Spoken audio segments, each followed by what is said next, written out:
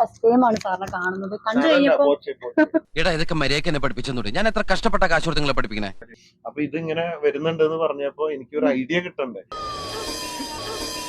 ഞാൻ പെട്ടെന്ന് ഇപ്പോ ഒരു അരമണിക്കൂർ മുമ്പ് അപ്പൊ അമ്മ പറയാത്തത് പലതും ശിവപുരത്തുണ്ട്. അഞ്ജിതയുടെ ഒരു വീഡിയോ എടുത്ത് ഒരു കാണിച്ചതായി.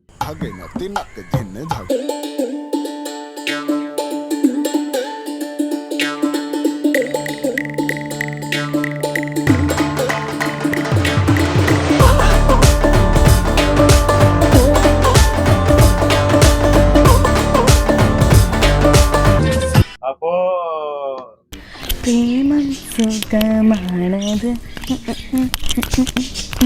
എത്ര കാലം ഈ ഓട്ടം തുടങ്ങിയിട്ട്?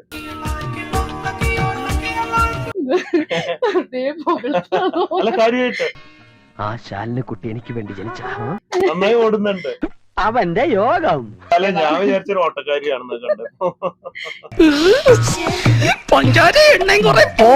എന്റെ സീരിയസ് വീഡിയോ കാണാൻ ആരുമില്ല.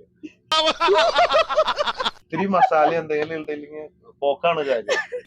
ഞാൻ പോവുക ഏതെങ്കിലും നാട്ടിലേക്ക്. എന്ത് പണിക്ക്? കാശ് കിട്ടുന്ന എന്ത് പണിക്ക്. ഫസ്റ്റ് ടൈം ആണല്ലോ.